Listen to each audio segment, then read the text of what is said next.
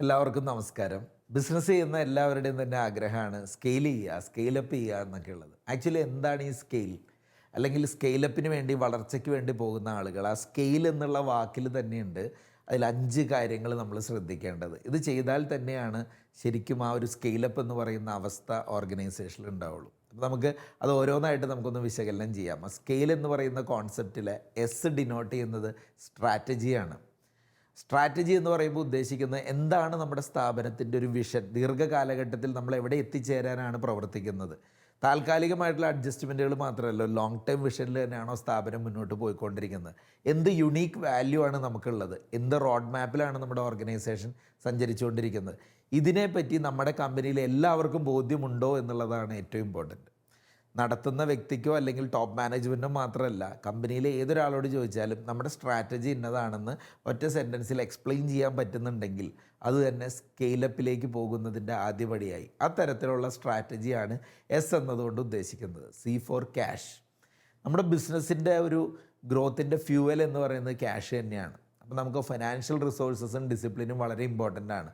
അപ്പോൾ നമ്മുടെ സ്ഥാപനത്തിൽ റവന്യൂ ഉണ്ടോ, പ്രോഫിറ്റബിലിറ്റി ഉണ്ടോ, ക്യാഷ് ഫ്ലോ ഉണ്ടോ എന്നുള്ളത് തീർച്ചയായിട്ടും ഒരു ലക്ഷ്യമായിട്ട് തന്നെ കൺസിഡർ ചെയ്യേണ്ട കാര്യമാണ്. ഇങ്ങനെ ഉണ്ടെങ്കിൽ തന്നെയാണ് സ്കെയിൽ ചെയ്യാൻ പറ്റുന്ന ഒരു പാകത്തിൽ നമ്മൾ എത്തിയിട്ടുള്ളൂ. അല്ലാതെ കടമെടുത്തുകൊണ്ടും മറ്റുള്ളവരിൽ നിന്ന് ഫണ്ട് വരുമല്ലോ എന്ന പ്രതീക്ഷയിലും മാത്രം സ്കെയിലപ്പ് ചെയ്യാൻ പോകുന്ന ആളുകൾക്ക് പലപ്പോഴും ഇടയിൽ ബ്ലോക്ക് ഉണ്ടാവാറുണ്ട്. Third one is alignment. A four alignment ആണ്. അലൈൻമെൻറ്റ് എന്നുകൊണ്ട് ഉദ്ദേശിക്കുന്നത് നമ്മളിപ്പോൾ ഒരു വളർച്ചയ്ക്ക് വേണ്ടി മുന്നോട്ട് പോകുമ്പോൾ സ്ഥാപനത്തിലെ എല്ലാ ഏരിയകളും അല്ലെങ്കിൽ എല്ലാ ആളുകളും ആ ഒരു കാഴ്ചപ്പാടിൽ തന്നെയാണോ നീങ്ങിക്കൊണ്ടിരിക്കുന്നത്. നമ്മുടെ ടീമിലുള്ള ആളുകളുടെയും പ്രയോറിറ്റിയും ഗോൾസും വാല്യൂസും എല്ലാം അലൈൻഡ് ആണോ, എല്ലാം കണക്റ്റഡ് ആണോ, അല്ലെങ്കിൽ പലരും പല ദിശയിലാണ് പ്രവർത്തിക്കുന്നതെങ്കിൽ സ്കെയിലപ്പിനെ അത് തീർച്ചയായിട്ടും ബാധിക്കും. അപ്പോൾ ആ വളർച്ചയ്ക്ക് പോകുന്നേക്കാൾ മുമ്പ് തന്നെ ഗോളൊക്കെ സെറ്റ് ചെയ്ത് എല്ലാവരും അതുമായിട്ടൊരു ടീം വർക്ക്, ഒരു അലൈൻമെൻറ്റ് സെറ്റ് ചെയ്തിട്ടായിരിക്കണം സ്കെയിലിന് വേണ്ടി ശ്രമിക്കേണ്ടത്. നാലാമത്തെ കാര്യം ലീഡർഷിപ്പ്.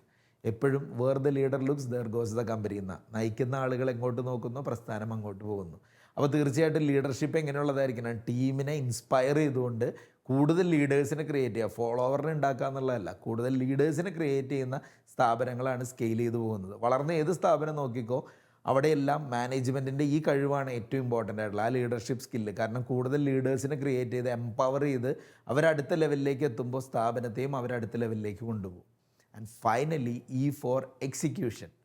നമുക്ക് എത്ര മികച്ച പ്ലാനുകൾ ഉണ്ടായാലും അതിൻ്റെ എക്സിക്യൂഷൻ എക്സലൻസ്, അതായത് മെഷറബിൾ റിസൾട്ടിലേക്ക് കാര്യങ്ങൾ എത്തുന്നത് കാര്യങ്ങൾ നടപ്പിലാക്കുമ്പോഴാണ്. കാര്യങ്ങളൊക്കെ പ്ലാൻ ചെയ്ത് നടപ്പിലാക്കി വരുന്ന സ്ഥാപനങ്ങളാണ് സ്കെയിൽ ചെയ്ത് പോകുന്നത്.